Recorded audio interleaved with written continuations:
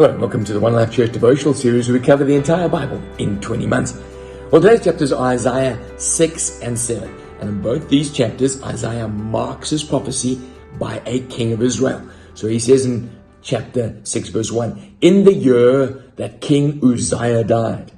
Who's King Uzziah? You can read about him in the book of Kings. He began his reign when he was 16 years old. He reigned for 52 years, and essentially he was a brilliant king, a God-fearing king, but he ended really badly. Remember the tragic end to his life? He sauntered into the presence of God, into the temple, and he conducted the incense ritual on his own, and God immediately struck him with leprosy, and then he was living out his last few years of his life in isolation. So Isaiah would have been grieved that this great king was living out his last few days in isolation, ending so badly. And at this moment, he says, in that year, I saw the Lord high and exalted, seated on a throne. Now, like many other people in the Bible, he saw the throne of God. You know, Ezekiel saw that throne. Jeremiah saw that throne. John, the great apostle, saw that throne. Now, the throne of God. If you're an atheist, you don't believe there's a throne. If you're a humanist, you believe that man sits on that throne. But the Bible puts God there reigning over everything. And Isaiah sees this picture with angelic beings, and they're calling out, holy, holy, shaking of the temple. And he's terrified. He says, woe, I'm a man of unclean lips. And woe is me, I've seen God, I've seen the throne. At that point, a seraphim, which is an angelic being, takes a coal, burning coal from the altar of incense and comes straight flying towards Isaiah and puts the coal on his lips.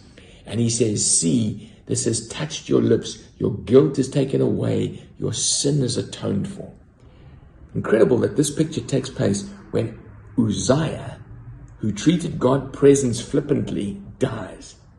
There's this majestic thing. And remember, he was messing with the altar of incense. Now, from the real altar, not the copy that Uzziah was messing around in, the real altar, he's cleansed. And this is a picture of showing us that cleansing comes from heaven to earth. You can't cleanse yourself, King Uzziah. No. Cleansing comes from heaven to earth. Jesus came and he did that atoning work later, didn't he? And then it says, and then I heard a voice of God saying, and who will go for us? One of these amazing scriptures that talks about the Trinity. You see that? Who will go for us? Isaiah says, pick me. Here I am. Send me. A great picture of mission of God sending out his people. Then Isaiah 7 places the prophecy at another king, when Ahaz, son of Jotham, was king of Judah. Now this king, Ahaz, was a wicked king. He even sacrificed his own son to Moloch. The only good thing he seems to have done was produce Hezekiah as one of his offspring. But so they were really shaken. It says here in verse 2, Ahaz and his people were shaken as trees in the forest shaken by the wind, because there was an attack coming up against them. So the Lord said to Isaiah, go and meet Ahaz. So he goes and meet him and say to him, verse 4, be careful, keep calm. Don't be afraid. Do not lose heart. Because these two smoldering stubs of firewood, he takes this object lesson of two smoldering stubs and says, this is your enemy. They look bad, but it's actually not going to burn you out. It will not take place. If, he says, verse 9, you do not stand firm in your faith, you will not stand at all. Great principle, isn't it? If you don't stand firm in your faith, you're not going to stand. That's how we stand. That's how we face the future. Firm in our faith that God's going to be with us. And the reality is, this king didn't stand firm in his faith, but God spared Israel because his people, because that was his plan. So this king would have thought that things were going well with me. Meanwhile, it was just God's sovereign plan. And then God says to Ahaz, ask the Lord for a sign. Ahaz is grumpy. He says, no, I'm not going to ask God for a sign. He's unbelieving. He's ungrateful. And then it says, therefore, the Lord will give him a sign. Now, prophecy is interesting. I've heard it described like a couple of mountain ranges.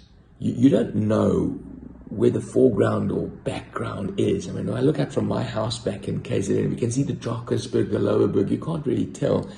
And so what happens here is he gives two prophecies. The front-lying mountain range, these prophecies of judgment are going to happen immediately. The far-ranging mountain range are going to be God's answer through Jesus, his sending of Jesus. And so he gives a judgment prophecy of what's going to happen because Ahaz and his people are not chasing after God. And then he gives us a distant prophecy. The virgin will conceive and give birth to a son, and they will call him Emmanuel.